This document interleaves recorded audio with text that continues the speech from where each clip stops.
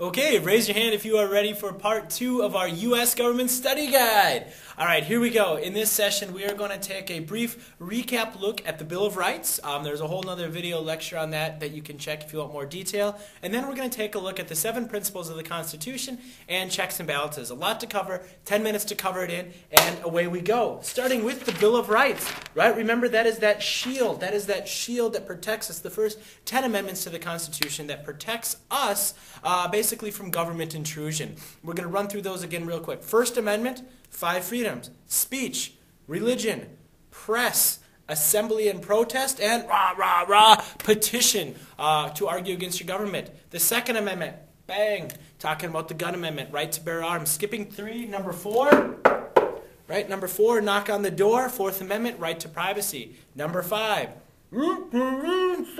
right? That is the right to remain silent.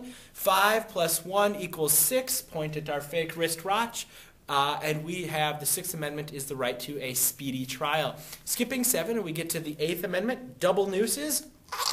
Right? No cruel and unusual punishment. Skipping number 9, and then finally our 10th Amendment, which I like to call the last chair in the restaurant amendment, also known as the Reserved Powers Amendment, reserving the powers to the state.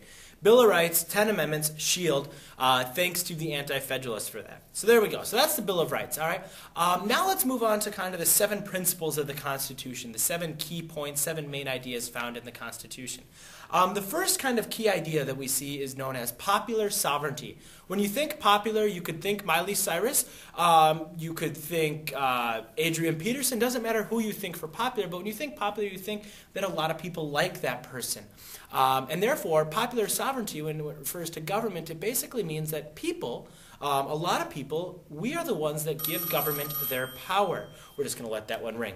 Popular sovereignty gives government their power. Our second key principle, second main idea found within the Constitution is republicanism. That does not mean republicanism as in Republican or Democrat, but rather republicanism means we elect representatives to make our laws for us. For example, Michelle Bachmann, she's in the House of Representatives for you guys. Amy Klobuchar and Al Franken, they are the senators for the state of Minnesota. And then, of course, the president, President Obama. All of those people are elected to kind of run our government and make decisions for us. All right, the next idea that we have is known as federalism, right? And that's the idea, if you imagine that this sheet here is power, right? And you just take that power and you just tear up that power, right? You just tear it up. And we divide the power, so the states have some of the power, and the federal government has some of the power. We share the power. That is federalism, all right? So far we have popular sovereignty, republicanism, and federalism. Our fourth kind of idea is separation of powers. That's pretty easy to remember, right? We don't have one person who makes the laws, enforces the laws, and judges the laws. Not one person does that. We have 3 groups of people that do that. So we have the legislative branch. They make the laws. We have the executive branch, the president, enforcing the laws, among other things. And then the judicial branch, which kind of judges the laws. They kind of act as referee, right? They kind of, make sure the laws are fair. So separation of powers, making sure that different groups of people do different things. All right, so let's count them back. We've got popular sovereignty. We have republicanism, federalism, separation of powers. And then our 5th one is limited government. Which basically means, hey, if I'm the president, scary as that might be, but if I'm the president, I still have to follow the law. I still have to follow the Constitution. The Constitution is the supreme law of the land, and so I still have to follow it. All right, so we've got, Mr. Bartle, please call. Not for me, it's for Mr. Bartle. So we have popular sovereignty, republicanism, federalism, separation of powers, limited government, and our 6th one is individual rights. Let me find my shield here. Individual rights, that's the Bill of Rights, right? That means that individuals, you and I, people, no matter who you are, we have rights. We have certain rights given to us in the Constitution. All right, so there they are again. Those are the first 6: popular sovereignty, republicanism, federalism, separation of powers, limited government, individual rights. And our 7th one is what we like to call checks and balances. All right, so take a real good look at that. Okay, so checks and balances, we have the legislative branch, the executive branch, and the judicial branch. All right, so that's part of that idea of separation of powers. But what checks and balances basically means is it's this idea that no one group of people is going to be, no one branch is going to be more powerful than the other. For example, the executive branch. Remember, they get to nominate judges on the Supreme Court. They get to pick judges that are on the Supreme Court. That's how they check the Supreme Court.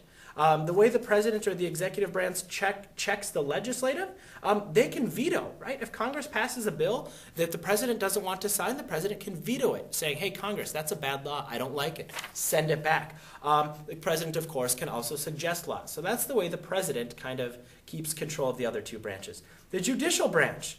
Right? The judicial branch can tell the president, hey, what you did, that wasn't constitutional. That was bad. That was unconstitutional. They can judge the president's actions, and the judicial branch also judges the legislative branch. Remember, we talked in class, what would happen if they made if Congress made a law that said no blue shirts?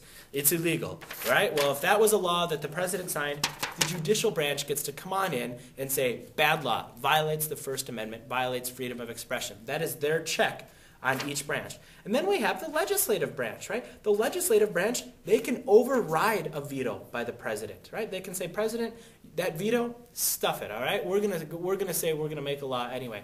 They also, the Senate especially, they have to confirm the president's action. So for example, when the president nominates a judge to the Supreme Court, maybe the president nominates Lady Gaga. I don't know. But maybe the president does that. The Senate has to step in and confirm that and vote yes.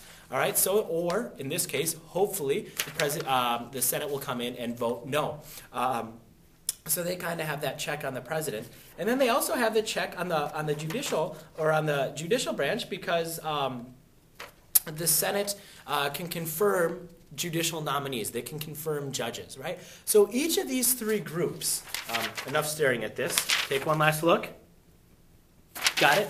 Each of those three groups, they kind of have some control over one another. Think it's like that hand game, right? One hand keeps going over the other, making sure that nobody gets out of hand. And that's kind of the seventh principle that we find in the Constitution. So there's popular sovereignty, republicanism, federalism, separation of powers, limited government, individual rights, and checks and balances. All right, so that's kind of the second half of our review there. We talked about the Bill of Rights, first 10 amendments, protects us. We talked about the 7 different ideas or principles found in the Constitution, and one of those different principles or different ideas is, of course, checks and balances, the idea that each government does it like that. They keep each other from getting too far out of line. All right, that's it. Fantastic job with the review session today, guys. Good luck tomorrow. You will do great. See ya.